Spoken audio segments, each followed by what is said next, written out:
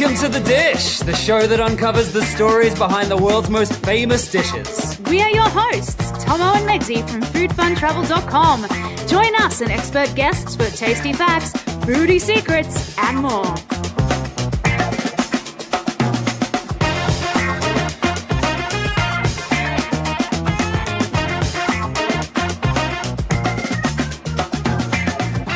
In this episode, Sobrassada, the regionally protected Mallorcan sausage that's very different from Spanish chorizo. But why are they all different sizes? It's nothing to do with commercialism, it's actually a food science thing. Also, Ensaimada, an epically flaky, geographically protected pastry. We explain how Mallorca's calorifically delicious dessert is made so light using an unexpected secret ingredient. Plus Mallorcan cabbage rolls, and the nifty little secret to making the perfect cabbage roll.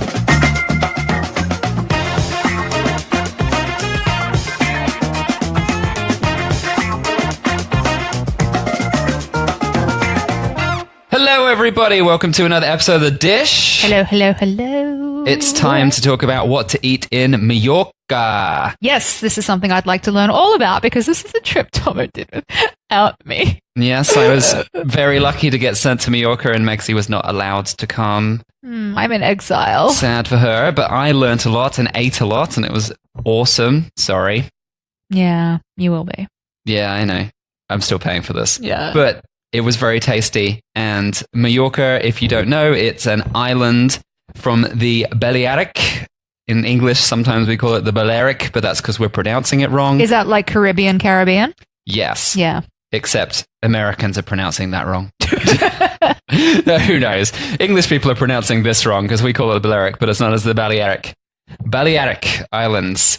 And Mallorca is the largest island in that chain. It is just off the northeast coast of Spain and currently is part of Spain, but it wasn't always part of Spain. We'll talk about that in a minute.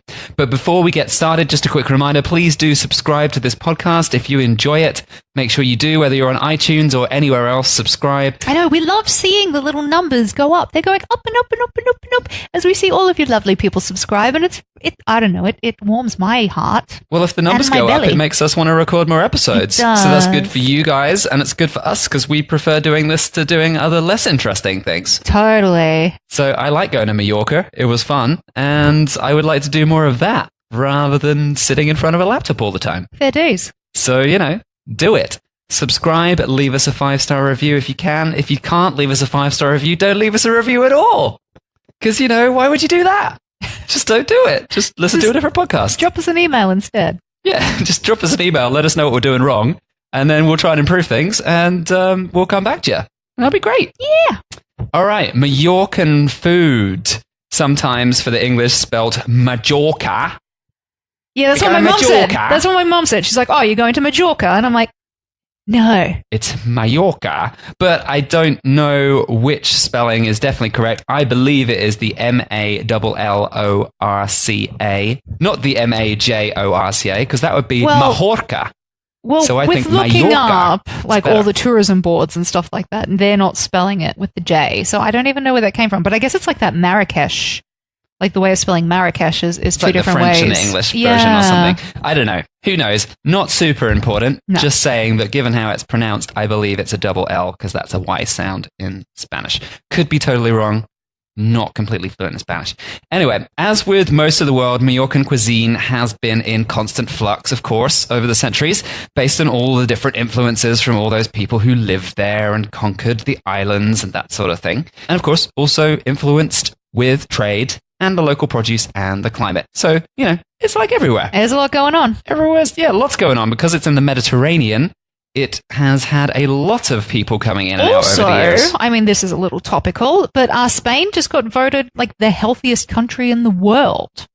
Wow. So they've got their food going on. They're doing all right there. I think we already knew they had their food going on, regardless of the health. It was still tasty. It's always been tasty. It's influenced the whole world so much, which is pretty crazy. Spain has had one of the biggest influences across the planet. Big time, yeah. Yeah, to so many places. Philippines, and I'll mention that later as well. Yeah, Spain's got everywhere. But Mallorca has had a very large variety of people who've come in the past few thousand years, and Mallorcan food incorporates the influences of its neighbors while also having some of its own sort of Mallorcan cuisine that's very much like it feels like it's from here and not necessarily from somewhere else. Mm-hmm. Or a little bit of a blend. It's so hard to say. You think something's completely traditional, and then you go like, 100 years ago didn't exist. Yeah. But it's become so important that you think it's traditional. I know. That's why this podcast keeps we find surprises all the time. It keeps tripping us up all the way. We're like, yeah, they've been eating that forever. Oh, what? Someone invented that in 1956? Dang. Yep. So let's do a quick lightning round. I'm just going to bash through all of the different people who have been leading Mallorca over the past couple of thousand years or more. Archaeological evidence shows that habitation as far back as the Neolithic times was going on. That's 6,000 to 4,000 BC. Pretty old school. Have been people there for a while. Hairy men. Their food maybe not quite as relevant today. They're not just killing a hare and eating it on a barbecue. Yeah. But, you know. Hey, still good. From the 8th century BC, the Phoenicians were in charge, and this led eventually to governance from one of their principal cities, or at least somewhere that they were taking over. I'm not sure of the exact history, but it's called Carthage. It's in North Africa. If you listen to any history podcasts about the pre-AD times back in the BCs, you hear about Carthage a lot. It was a big deal in North Africa. All right. You know, it was them versus the Romans sort of deal going on. Okay. They were big. And the Phoenicians. This was all Mediterranean stuff, but you need to listen to history podcasts for that. I will not, but I will take your word for it. Would you? Well, I've listened to a few. And yeah, that's why I got you around. Yeah, the Carthage and the Carthaginians. I'll just sit around listening to my true crime podcast. You'll have me do all the research. You can fill me in on the history. Yeah. Anyway. But the Romans took over Mallorca in 123 BC. Good on them for keeping records, because no one else did. So we have an exact date. They were good for that. They were very good for that. They ruled for much of the next 1,000 years after that as well, with the occasional invasion. Specifically, one big invasion was from the Vandals. Yes, it's not a band, and it's not a word that means people who break stuff. It was an actual group of people from Europe who invaded lots of places. 427 AD, they went in and took Mallorca. So their name is quite appropriate, because I'm pretty sure they vandalized a few things along the way. They started the whole vandalizing. There you go. They were the ones who started it, and now we're naming things after them for breaking stuff. Eventually, the islands were taken by the Moors from North Africa in 907 AD. So the Romans were totally out by that point. They also conquered all of southern Spain. So your Granada, Alhambras, like the big architecture there, the old buildings, that's all from Moorish rule. Othello was just getting around doing his thing. Yeah. So after that, Catalan turned up, and they took the islands in 1230 AD. So that's Barcelona, and at that time, Catalonia was a bit bigger. And so it incorporated parts of southern France and all around that region. And they also took the islands. And then Catalan actually remained in charge for almost 500 years until the War of the Spanish Succession, which is well after the Moors, the Arabic peoples, had been sent back to North Africa and chucked out by the Christians. And then they decided they would have this big war of deciding who was in charge of the whole region. And the Spanish Succession decided that they would unify all of Spain and incorporate Mallorca into that, and all of the other Balearic Islands. So who does Mallorca identify more with? Well, being there, it was quite interesting talking to people. They said they identify as being from the Balearic Islands. Oh, okay. So they are what they are. Yeah, it's just like, we're from here. They're not Catalonian, they're not Moorish, they're not Spanish, they are Mallorcan. There is rumblings of the idea, just like in Catalonia, that they want to be independent from Spain. Yeah. Whether they'll stay with the Catalan region or whether they'll try and become just independent islands, I don't know. They make a lot of money from tourism, so they probably could self-sustain pretty well. They also have quite a lot of natural resources. They're a big producer of wine, olive oil, all the important things that you need to survive. Anyway, no one's here to listen to politics. That's a totally different podcast. So anyway, what the history shows is that, of course, there's traditional Mediterranean influences, which have all become fused together throughout the whole region. But these have combined with the Muslim Moorish influences from North Africa, Catalan cuisine, and, of course, more modern Spanish cooking that came in after that as well. So it's a little bit of a mix of all of that, which is great. I love a hodgepodge. almost everywhere we go, it ends up turning into a big fusion thing. And you're like, is any of this food really from here? And some of it occasionally is, but some of it is not. And some of it is the culture taking on their own version of a dish and making it very much theirs. Yeah, which is exactly why in today's day and age, people should not be complaining about fusion food, because it's just innovation. Like, it's just food. It's just food. It's all fusion food. Everything's fusion food. You can't have, like, okay, this is going to sound really weird, but there's like a sushi place here in Portugal that we go to that does like sushi with like mango and strawberries and stuff like that. And I haven't tried it because I'm like, that's some weird stuff. But I'm just saying, fusion is not always a bad thing. It could be. Sometimes it is a bad thing. Fusion, it can be a bad thing. All food could be bad or good. Fusion has historically been a good thing because it has created so many fantastic foods. I'm now thinking that my referring to strawberry sushi is probably not the best idea about, trying to talk about the progression of fusion. No. But, they're trying. Let's go with something more obvious, like risotto. If they hadn't brought rice in from Asia, there would have been no risotto. And mixed it with cheese. Or risotto. I've never heard an Italian call it that, so I don't know. I don't think they call it that. It's an American thing. I don't think I've ever had risotto in Italy. Oh, you messed up. I tried. Do you remember I was leaving Venice and I was trying to find risotto because apparently Venice is the birthplace of risotto, and I got it at the airport, so I lie. I did have it in Italy, but the airport doesn't count. I had white truffle risotto in Bologna, and you definitely tried some. So I have had it. So let's talk about some specific dishes. There are actually a lot of dishes that Mallorca have turned into their own, even if they're not originally from Mallorca. And if you're on a short trip, there's no way you're going to get to try all of them because there's loads. I managed to get through 33 different things in my trip. I'm very impressed. I really powered it out of being like, I need to go and try this now, and I need to go and try this now, and this now. So, because usually we go as a pair and we can like half it out, and we can get through so much more between two people. But one person taking it on, like... There are other people in the group, fortunately, so got to share food with other people. But I'm not going to talk about 33 dishes today because that would be crazy. But if you want to head to the episode notes and the full article, it's foodfuntravel.com/Mallorca podcast with a double L rather than a J in the middle. And you can find out about everything that I ate. But we're going to talk about some of the most important dishes. And the first one is Sobrassada. I saw the pictures. Sobrassada is a cured pork sausage made with pork loin and pork belly or bacon, paprika, salt, and pepper. Sometimes you can get the spicy version as well, which has cayenne pepper added to it. Yes, exactly. You could say it's sort of similar to chorizo, but I would say it's a unique Mallorcan version of chorizo. It looked denser. It's actually less dense. It's actually softer. Now, the tradition of making cured pork sausage, it actually didn't exist back in the Muslim Moorish rule, of course, because they went, nope, no pork. No porky pork. So until Catalan came in the 13th century, there was no tradition of making these sausages. And the addition of paprika, of course, didn't turn up until peppers came back from the Americas. Mm-hmm. So sometime around the 16th, 17th century, they would have started making sobrassada similar to how it's made today. Before that, they would have definitely been making sausages, just not with paprika. Probably with pepper instead. Yep. Yeah. And they still put pepper in them as well sometimes as well. It just depends on the exact recipe. Although the recipe is somewhat controlled because this is actually an IGP product, or PGI in English, means Protected Geographical Indication. We talk about this in a few episodes. It's a really big thing in Europe now where they are protecting the way that products are made so that you're saying this is a traditional product and you can't just change it. Yeah, it's definitely something you should look out for in your travels because it just means it comes from that particular region and it's made in the way that it's some authority has designated that this is the traditional authentic way to make it, and this is the only place that traditionally authentically makes it as it should be. Yeah, they have guidelines and you can only call it that product. It's like champagne. Everyone's heard of champagne being only called champagne if it's from Champagne. Yeah, exactly.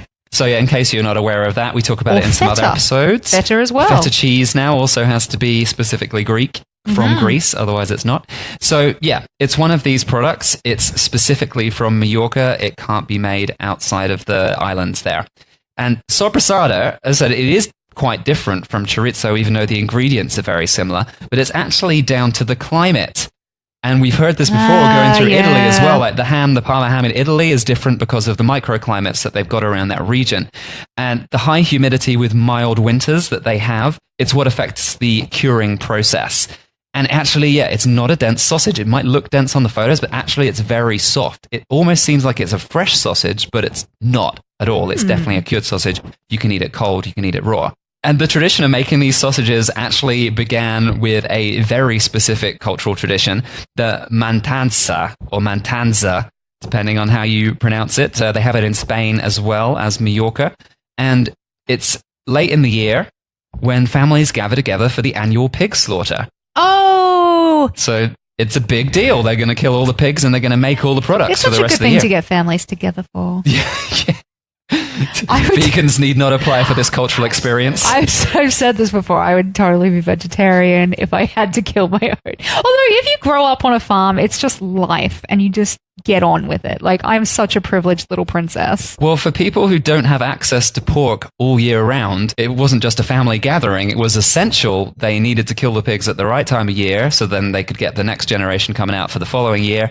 And then they needed to stock up on this cured pork sausage that would keep them going until the following slaughter. So they could survive. Yeah. So, this is like their food for the year.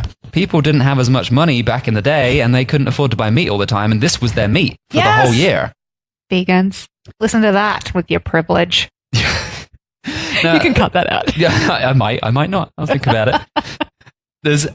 What I found really cool was there's actually lots of different forms and sizes of the sobrassada.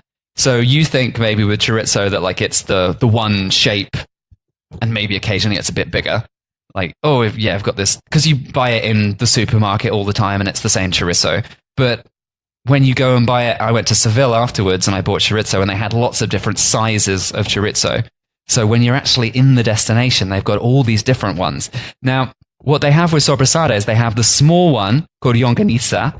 Longaniza, we had that in Mexico as well as like a word to mean a smaller sausage. It just sort of meant sausage. It was sort of different there. Yeah. Different usage of the word. They have larger sort of medium-sized ones called cula or pultrums. Probably pronounced that completely wrong. And they have the largest ones, which are called bufetes or bisbe, which apparently means bishop. So it's like the bishop, the big sausage. Yep. He's the big sausage. What? Wow. But the reason they make different sizes is not because they're trying to sell them at market and impress people with the crazy sizes of the sausage. And that could be a curious way to say and phrase something. I mean, most people are trying to impress by the size of their sausage. Most people want a bigger sausage because they're like, well, I've got a bigger sausage. I get that, but that's not why the people in Mallorca, or I guess in Spain as well, that's not why they're doing it. Actually, it's because a smaller sausage will cure quicker. Oh, of course. So that means the sausage, if they make a small one like the longaniza, it's going to be ready to eat within a few months. Whereas the huge ones, they're going to be ready to eat like in the summer the following year. So they make it the different sizes so it lasts them throughout the seasons. Yeah, so they're like, okay, so in January, February, we eat the small sausages because they're ready, and then the meat just cures over the year. That makes so much sense. How smart is that? Yeah. I had no idea. I thought it was just like, hey, it's commercialism. Let's sell different size sausages. Look at my impressive sausage. Yeah. Yeah, we'll see what happens. We'll buy these. It's nothing to do with that. It is because they had to make sure the pork would keep. And if they made all small sausages, it would cure, and then it would eventually go off. It'd be too dry. It'd be like too cured, like too done. Yeah. It wouldn't be any use. So yeah, they made these giant ones, which would keep all through, and they would just cure over the whole year. And they'd have something to eat before the next pig slaughter. There you go. So that's pretty crazy, eh? They had it together back in those days. We don't. I don't think we have it so together. Not in terms of producing our own food at home, but in terms of things like medicine, computers, we're doing a little bit better than back in the day, so can't complain. It's really easy to find this sobrassada, though, because it's this IGP product. It's the most famous product in Mallorca. They literally sell it everywhere. And they also use it in almost every dish, because as I said, it was like one of the main forms of pork that local families would have for the whole year. Yeah. So they figured out all these different dishes where they'd slice off just a bit of pork and mix it in with their vegetables or just whatever enough to give it that flavor and protein and everything. So yeah, super smart, really, really smart way to make the meat keep and make the best of all the slaughter, I guess you'd say. Yeah, totally. So yeah, if you want to grab some Sobrassada, which you should, you need to get it, if you're taking it back to England, and one of the ladies was on my trip, she wanted to take some back to England, and apparently they've got all these strict rules now. You have to get it vacuum sealed to get it through customs. So you can ask the people in the markets to vacuum seal the sausage. If you just buy it as is, you might not get it back on the plane. And it'll be like Australia, and you get back there and they just go, you can't have this, and throw it in the bin in front of your face. Oh, that is sad. Cry. You cry. They will take it off you, so don't do that. Make sure you ask them to vacuum seal it, and if the store you go to won't vacuum seal it, just go and find another store, because it would be so sad to lose this amazing... Just travel with a laminator. Just like, take your own laminator. Nope. Portable laminator, why not? One of the most famous markets in Mallorca is called Mercat de l'Olivar.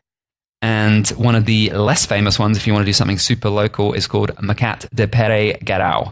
And you can look on our article, foodfuntravel.com/Mallorca podcast, and you can find out the links to those, because obviously you probably haven't figured it out from the way I've pronounced it, because I've probably done it all wrong. It's all right. Go check out the article and go get yourself some sausage. Exactly. Next up, another word that I'm going to pronounce wrong. Coca mallorquina, also coca di trempo, and the trempo salad. This is sort of like a mix of two dishes in one. Coca is Mallorca's popular form of dough made with flour, water, plenty of olive oil, of course, yeast, and salt. It's used to make lots of different dishes, so you'll see quite a few dishes that have the word coca in them or at the start of them, and it's just referring to it's something that's dough-based. Yeah.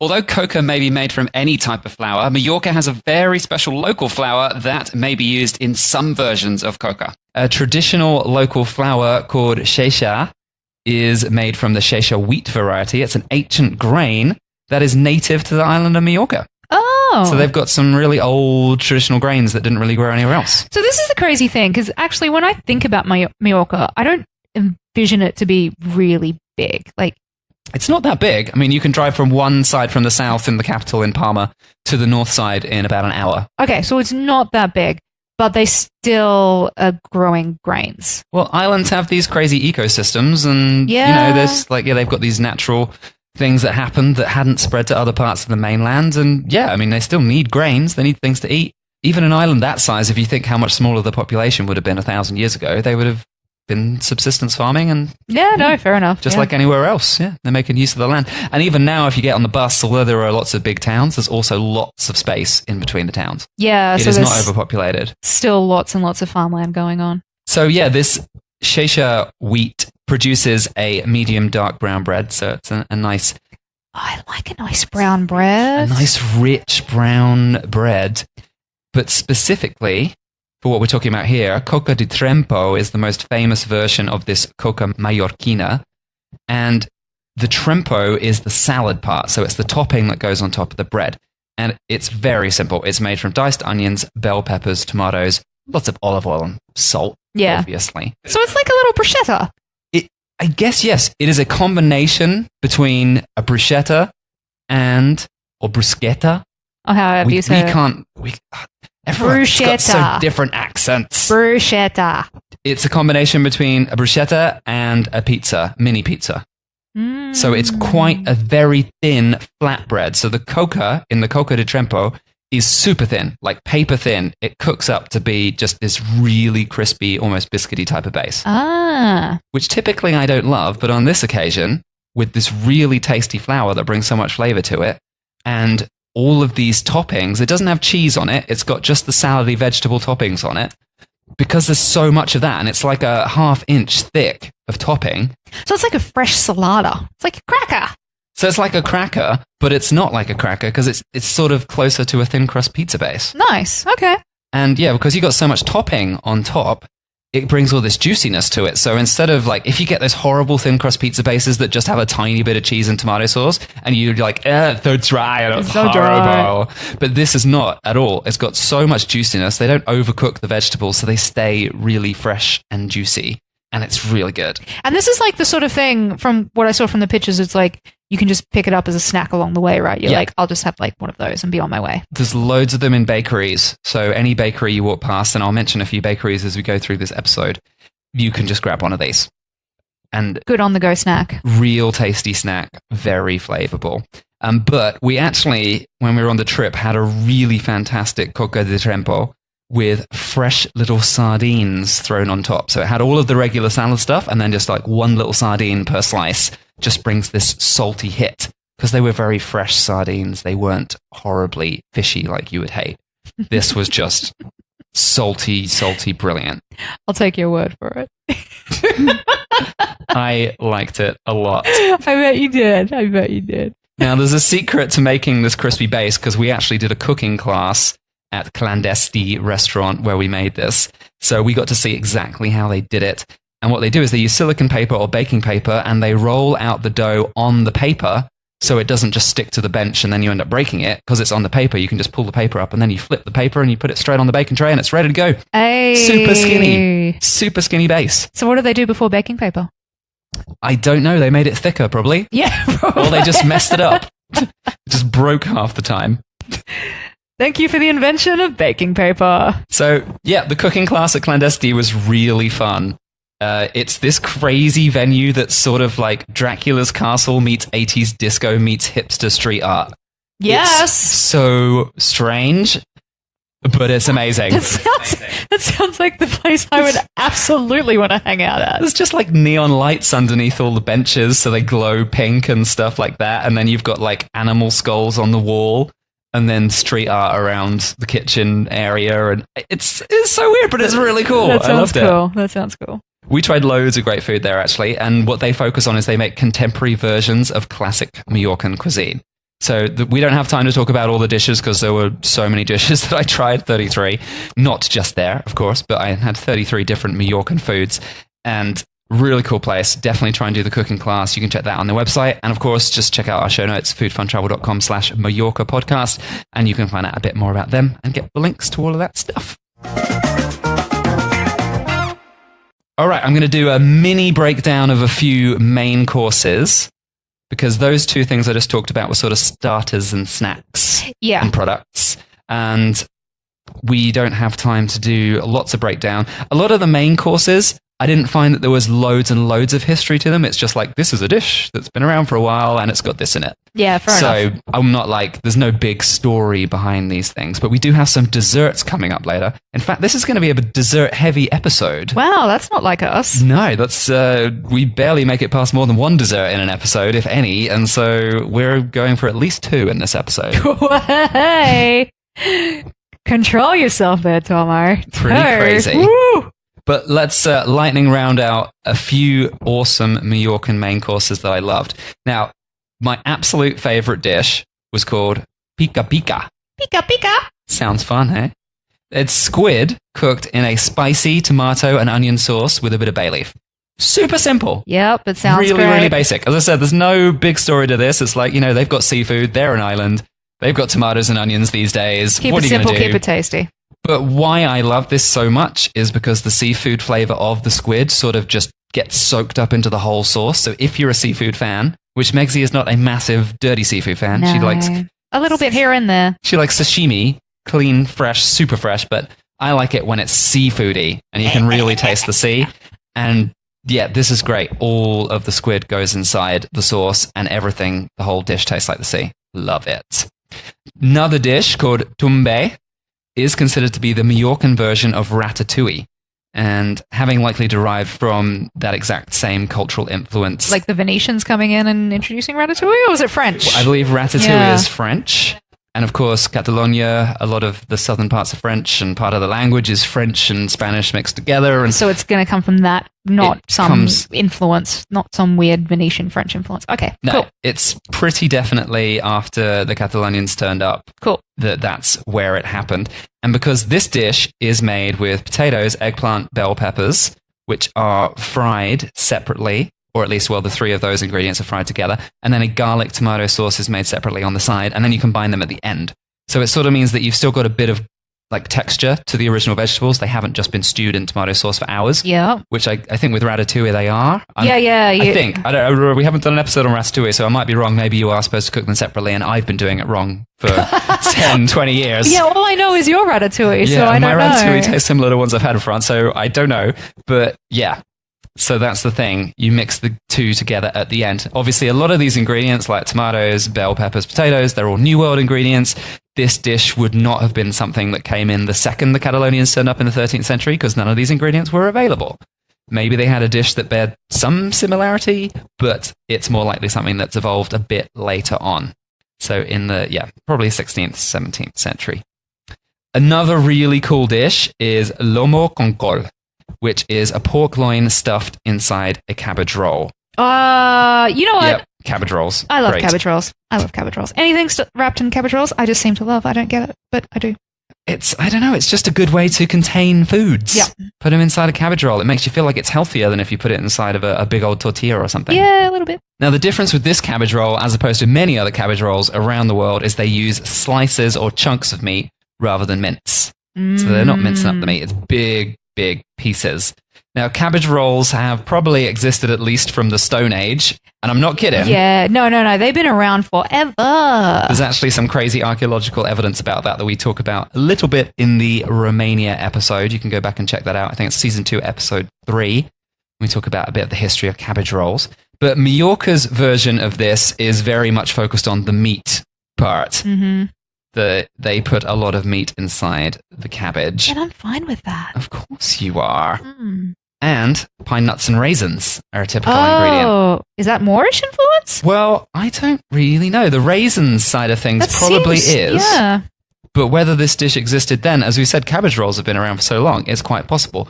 But I don't have any specific history on this. As I said, it's been a bit difficult to track down history for every dish. Only a few of the dishes have really interesting histories to them. Now, the pork that they use, I mean, today it's all changed because there's factory farming, etc. But Mallorca has their own pig. That's the Mallorcan black pig, the Negra Mallorquí, or Mallorquí. It is crazy because, I mean, we just discussed before about how, like, it takes an hour to drive from one end to the other, yet they have their own indigenous pig.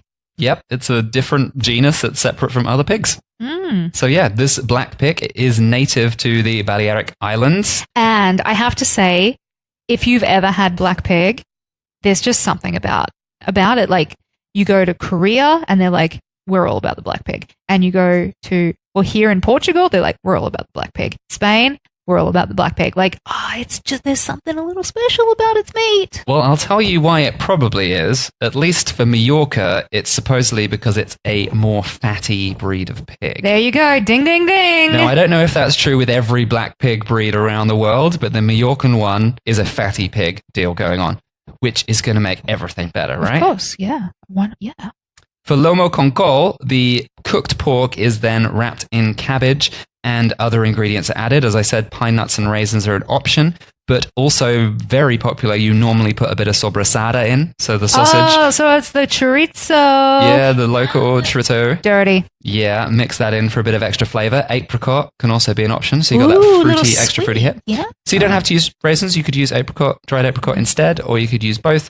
And the coolest trick I learned, because we've made cabbage rolls at home loads of times, and they're often really tricky to get right. Yeah. What they do is they roll the cabbage leaf with a rolling pin to flatten that little sticky up bit that comes from near the stalk. Yeah. So when you pull it off, you've always got that sticky up bit, which ruins your cabbage rolls because they don't stay together properly. They use a rolling pin to flatten that. And it doesn't destroy the cabbage leaf. It just makes it nice and flat. How did I never think of that? I had no idea. So there we go. Food tip. We're not even a cooking podcast, but there you go. You can go make your own cabbage rolls. Roll out the stem bit with just one quick roll with a rolling pin. That's it.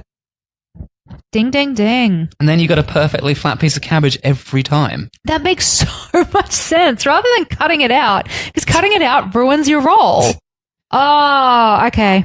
I've had an Oprah aha moment. I seem to remember you steam or boil the cabbage first. Yeah. Then you do that, because if you did that when it was... I personally boil it. So I'll boil it for a bit and then I'll roll it up. But still, sometimes it can just be like a little Oh, you still have the sticky up bit, but you roll it after... But to roll it, that makes after so you've much boiled sense. it, so that it's already a bit soft, and then you just flatten it out. I think if you roll it when it's completely raw, it will just snap. No, that won't work, yeah.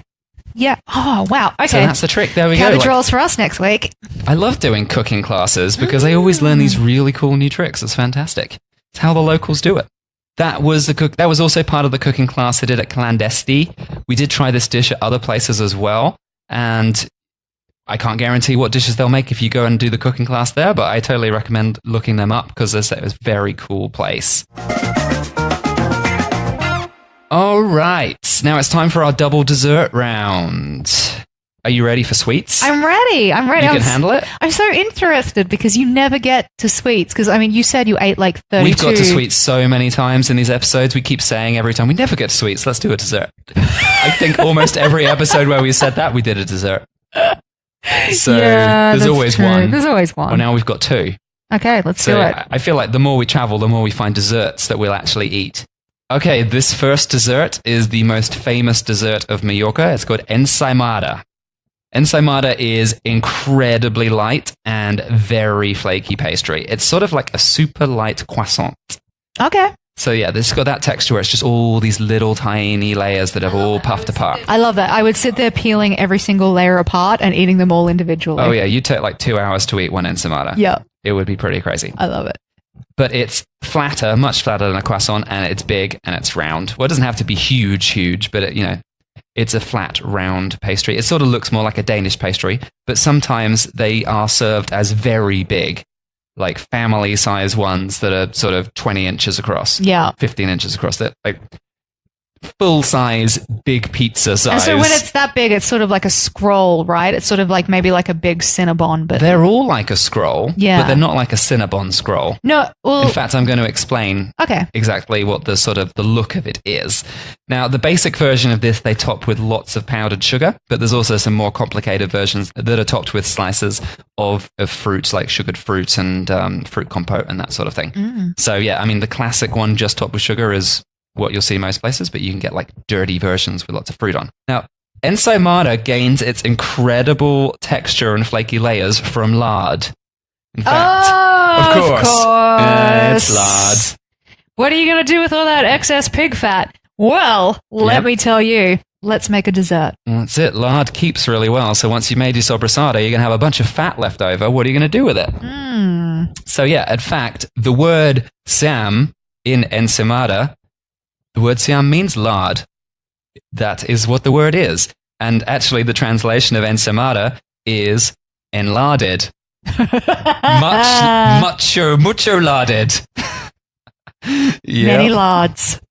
And so, yeah, its lightness and flavor derive from the specific way it's made, as well as the huge amount of lard. The flour and lard-based dough, so there's lard in the dough already.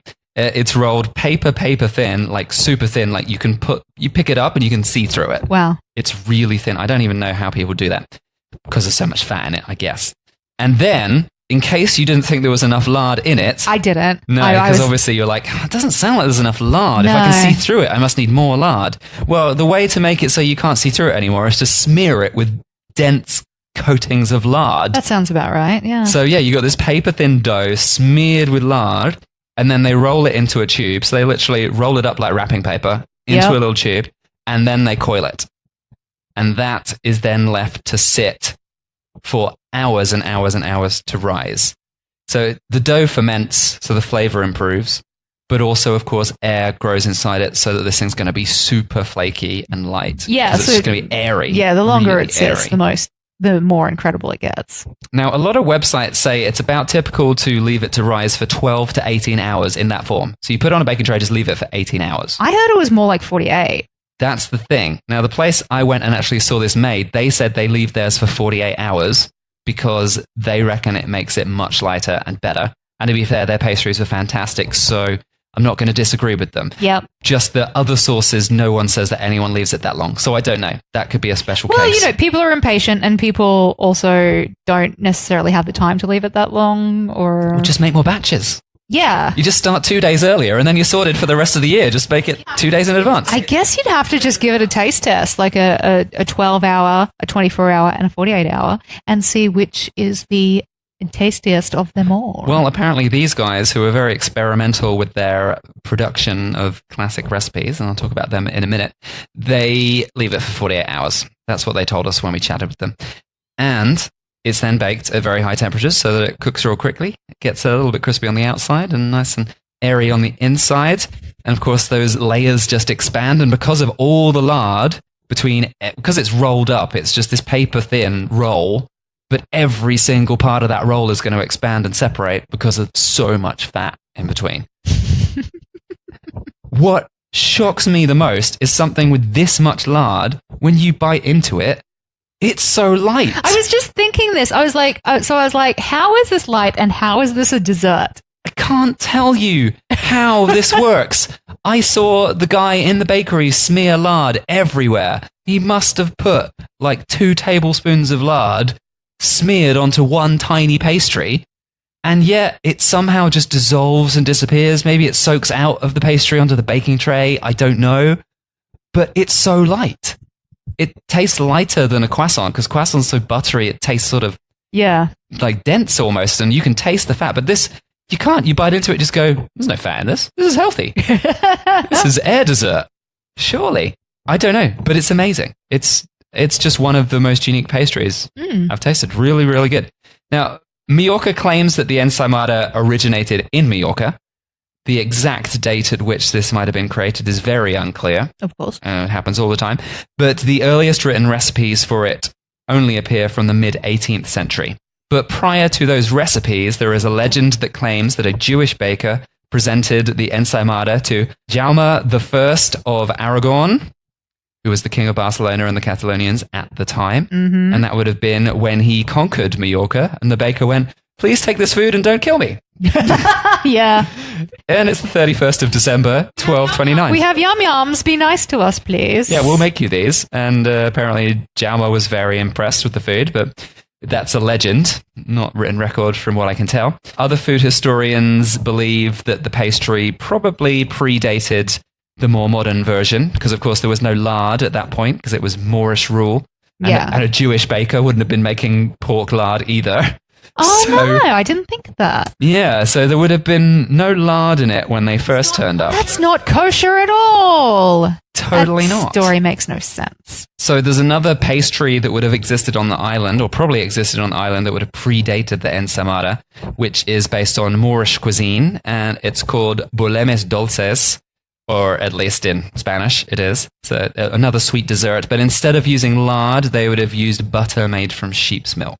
Yeah, that makes sense as well. So yeah, they would have just covered it in butter instead of covering it in lard. They just filled it with dirtiness. They're like, whatever dirtiness you have around, just smear it in that. Now, of course, it wouldn't have been called ensaimada then, because it wouldn't have been made from lard. And the word basically means enlarded. So, So yeah, it's almost certain that it's an adaptation of an earlier pastry that eventually became lard-based, because people just went, got a lot of lard floating around, and it makes it even better. It does. I like that lard is making a resurgence. Like there was this whole time where it's like, ew, lard is yucky. But it was like only a couple of years ago where people were like, ew, butter is yucky. And it's like, just use butter. It makes everything taste better. What I say to those people is, try butter. And you'll realize it is not yucky. It is amazing. And butter you can have pretty much by itself on some vegetables, whereas lard, I probably wouldn't smear my vegetables with lard. I wouldn't, I admit. But I would not. In other dishes, lard is amazing. Maybe they need to rebrand lard. That's the issue. I think they are rebranding lard. They are. Well, I mean, I think it's the name. It's like lard. People are like, because you remember your grandma going, I used to eat lard smeared on slices of white bread. And you're like, that sounds tasty, Grandma. Geez, I hope they bring that back as an afternoon school snack. But I think they need to rebrand it to call it something like, I can't believe it's used to be lard. I can't believe it used to be lard. Something like that. No, it's not.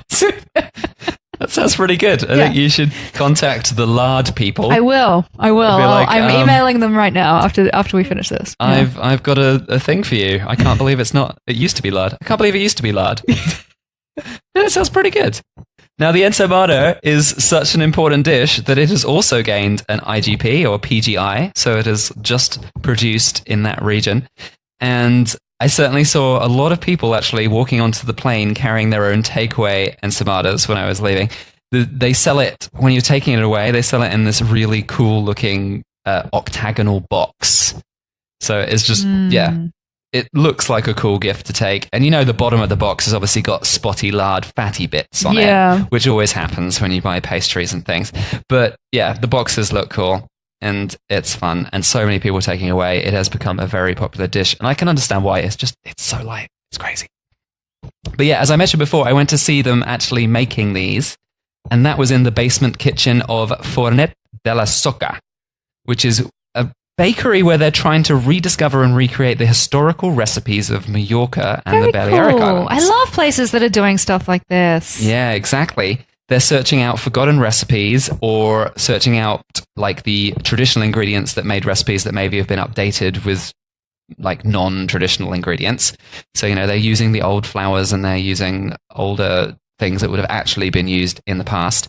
And although ensaimada is definitely not a recipe that has disappeared from popular consciousness because it's everywhere, Fornet de la Soca or Fornet de la Soca is a great place to actually have a wider selection of traditional bakery goods. So not just ensaimada and coco de Mallorquina that I talked about earlier on, the pizza, little Mallorcan pizza. So rather than just the standards and some of the pies, they are doing lots of other cool things that you won't find elsewhere. Nice. And watching these bakers make the ensaimada, I think if you'd actually seen it, I was telling you how much lard there was, but if you'd actually seen it, I think you would have a foodie breakdown. I watched this guy, like he makes everything by hand, bare hands. He's not wearing gloves. Who cares? Nah, you don't need that. Food standards, like you don't need that stuff. You're making it the proper way.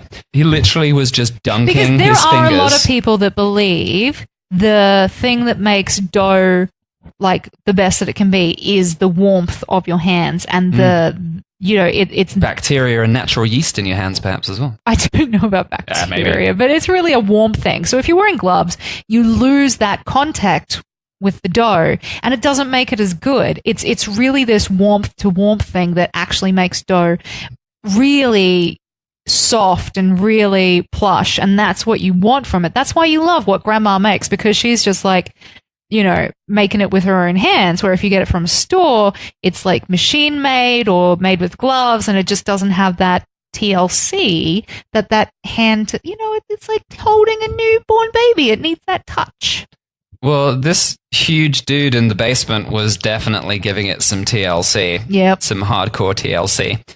And yeah, watching him scoop his big sausage fingers into the lard bucket and just pull out I don't know how much lard and then just lather it, literally lathering it all over the pastry. It's crazy. So yeah, I don't know how many calories is in this, and we probably shouldn't talk about that. Moving along. Yeah, moving along. There's no calories. Calories don't count when you're on vacation. Moving along to our final dish of today and our second dessert. We've never done 2 desserts in an episode before. This is crazy. All right, so this dish is called flau, sometimes called flauns elsewhere, but not in Mallorca. It's called flau. It exists in quite a few parts of Spain and Catalonia. I actually even read that there's a version of it made in Cyprus. I don't know how it got that far away. It must have just been a random trade thing. They went, I like this. I'll make that. Yeah. So who knows? People were trading things and someone moved there and went, I make these. And then everyone started making them because it's tasty. Yeah. It's tasty. But apparently Ibiza, which is one of the other Balearic islands next door to Mallorca, they claim that they actually invented this. And really? They're not just...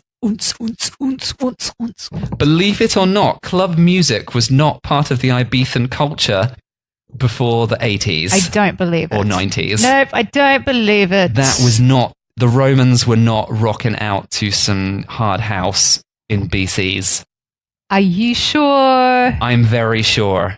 I've read a few history books on this. They were getting their lambskin G-strings and just, lathering up and lard. Lambskin G-string? Neon candles. And just sunbaking in the lardy lard times and just Yeah. No? Oh, okay. I don't think they were doing that. All right, continue then.